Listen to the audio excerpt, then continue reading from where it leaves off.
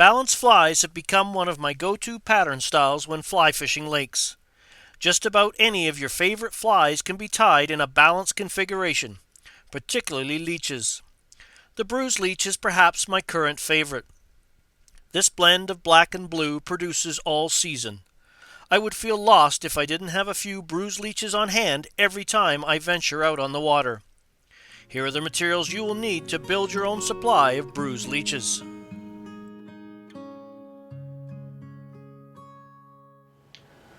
So let's tie another variation of the balanced leech, one of my favorite color combinations, bruised, black and blue. Into the jaws of my Regal, I placed a number 10 Mustad 32833 BLN up-eye jig hook. I'm going to attach the tying thread and cover the hook shank. This is just 70 denier black.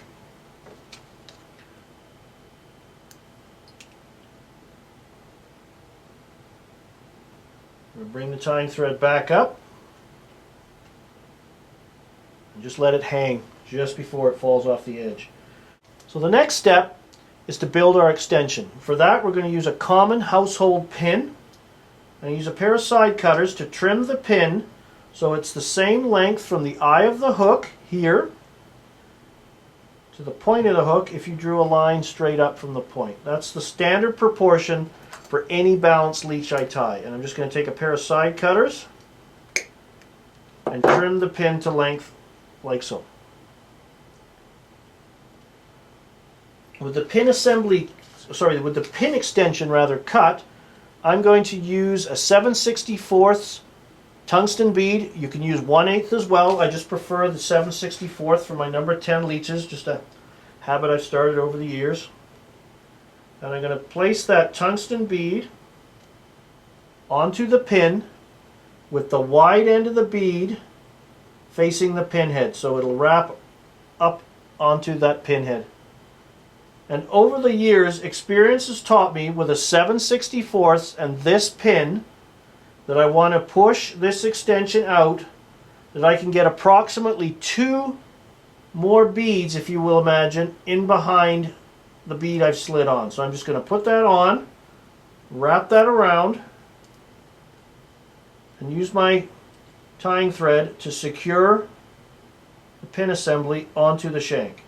I'm going to come forward, over, onto the pin itself, and then build up a little thread ramp to push that pin tight against the pin head. And that's another advantage of having that wide end at the pin head side of the end, because now you have just this narrow end of the bead here. It takes less thread wraps to push it up and hold in place. And we're just going to whip finish. And because it's my first fly, I can do a test balance to make sure it's okay. So anything will work. Look on near my tying bench, I found some Rio Nautable bite tippet. That'll work. And I'm just going to remove the hook from the vise, and you can see, if anything, because this is going to be a leech, a little bit of a head down profile is preferred, because I'm going to tie in a tail on this fly, and that weight of the tail is going to counterbalance and tip the fly back towards the bend of the hook. So it's approximately level. I'm happy with that. You'll get to know after tying a few flies what the balance point is for the size of the hook, the length of the pin, and the size of the bead. So you almost never have to do this balance process. You just know it's going to be right all the time. That's what tying experience at the vise will get you. So we've got the chassis, if you will, built. A good idea to always take a little super glue. And I typically, when I tie en masse, I tie a number of these, and I would just set this aside to dry. We're going to have to, for demonstration purposes today, carry on with the tying. So I'm going to attach the tying thread behind the pin. Now when you've cut pins, be careful of the back edge of this pin, because it is serrated and it will cut your thread. So just exercise a little caution when you get near there with the tying thread, because you could accidentally break your thread. So we get that tied in place. I'm going to take my tying thread back up near the back of the pin and stop. Now for the tail on this fly, you could use a number of materials. Black marabou is most popular, but another excellent material is black rabbit fur you can trim from a zonker or a cross-cut rabbit strip. So I'm just isolating a clump from the hide, like so. Just going to come in with my scissors and trim that away. And I want to make a tail that's about the length from the bead. I'm going to measure this up so my tail is about the length of the bead to the bend of the hook. And we're just going to tie that in place. I can even up the ends. You can see I don't have enough. With marabou you can tie right behind the pin a lot of times because it's a much longer fiber. With this rabbit I'm just going to take my tying thread and a couple of loose turns and bind that in place. The rabbit moves very well in the water, and you could argue it's even more durable than the marabou. You get a much nice consistent tail, a little tuft of the tail. That's going to move and breathe beautifully in the water. We're going to take our tying thread forward a little bit, trim some of that stub down if we will. We're now going to add some tail flash, and I love to add, my favorite tail flash material is the ice blue or UV pearl, depending on the manufacturer, Flashaboo. I'm just going to tie 2 strands of this in place forward of the tail tie-in point, and the 2 strands trailing out behind tie-in point. I'm just going to continue to secure them down the hook shank parallel to the tail. Bring my tying thread back up to the tie-in point. Grab those other 2 strands. You can moisten your fingers to help control them and hold them in place along the far side of the shank and secure them in place like so. And then we're just going to stroke everything together. I like to trim them just slightly longer than the tail. So it's a bit of a flash tail, if you will.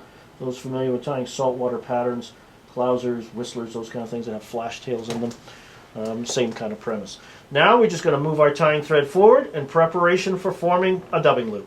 So we're going to form a dubbing loop by pulling down on the tying thread about 4 inches or so. Bring that straight back up. Wind the tying thread back to close the loop, and then raise the loop up on top of the hook shank. We're going to secure it right down to the base of the tail, and this helps again form the loop and close the loop up nice and tight at the base of the tail so none of our materials will slide out, because I don't like to use the dubbing wax to hold this in place. I don't want to trap any fibers down with the wax. And then you can insert your dubbing, you can insert your dubbing twister. In this case I'm using the Cal Bird style dubbing tool, but there's lots of others out there. You're welcome to use whichever one you like to use. Place that into the loop and let it hang. For the body of this fly, I'm going to use the Arizona Simi Seal in a black-blue combination, hence the name Bruised. It's black and blue. If you get it in John Rohmer's packaging, the color you want to look for is number 21, black and blue. Okay, that's a great, great color.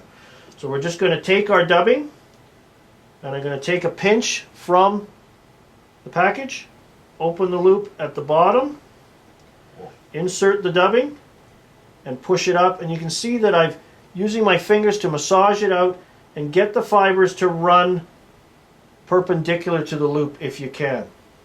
Okay, we're going to brush this out, but anytime you can get the fibers to stand out perpendicular, there's less of a risk of trapping them in the dubbing loop during the spinning process and when you wind the dubbing noodle forward to form the body. So we're going to continue this process, loading the loop up until we have a nice, even, balanced dubbing loop and dubbing noodle, if you will, formed and ready to spin.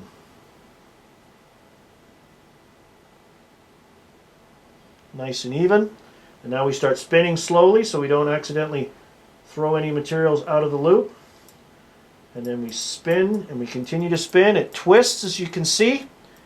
And then eventually that twist is going to take hold, and then the loop is going to tighten, and those fibers are going to start to radiate out about 90 degrees. And you can see some of them have wrapped around the loop and become trapped.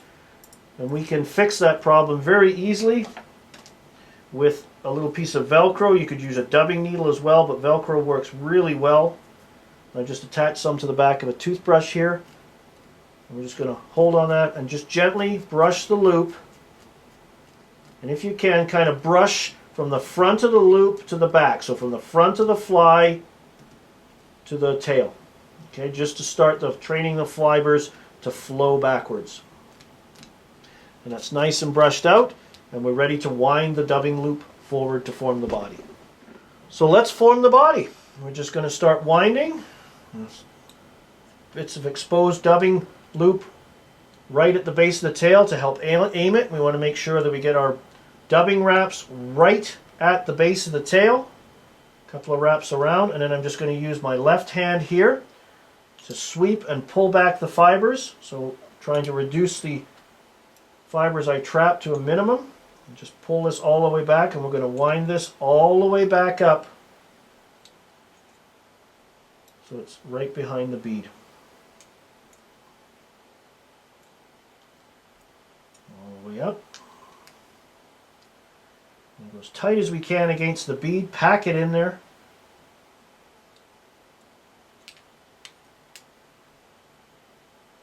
And then sort of zigzag the thread through the dubbing. Couple over the top. Pull back. 1, 2, 3 in front to lock it off. Trim away the excess dubbing needle. And then we're going to apply our brushable super glue to the tying thread. Let the thread carry the adhesive into the tie-off area, and we don't run the risk of matting any of these dubbing fibers down. We're going to wrap that in there nice and tight. And then come in with our whip finish tool. 2, 3, 4 should be fine in combination with that super glue. Trim it away. And then we're going to style the body. So the first part of the styling process is just to give it a good brush. And these fibers should flow out nice and easily because we spent the time prior to winding the body forward by brushing out any trapped fibers, so they shouldn't be taking too much to brush them out. And you want to do it on 4 sides. Come underneath, along the top. You can use your toothbrush side of to brush soft bristles to brush those fibers out. And now we're ready to, you could take this fly fishing, but I like to style them first by dipping them into a glass of hot water. But let's do a bit of, before we do that, let's see how we did on our balance. So we'll go back and find our leader material, push it through the eye of the upturn eye of the hook, and you could tie this fly on a standard down eye hook. The benefit of these Mustad jig hooks is they're strong and they're stout, better than some of the other jig hooks targeted for the panfish market. These are quite a strong hook, and I've landed fish and up to 10 pounds with them, so they'll hold. And then open the jaws of the vise here, and you can see that this fly more or less hangs in a horizontal state. Under an indicator, this is going to bob up and down in a tantalizing manner, and it's a real producer. You can also use the fly cast and retrieve as well. It's a little jig and it works very, very well. So you can see that that's approximately horizontal and ready to fish. So let's just go get ready to give this fly a hairstyle. So I placed my Bruised Leech into my hackle pliers. Got a glass of water that I've put in the microwave so it's near boiling. We're just going to dip that into the warm water. Pull it out.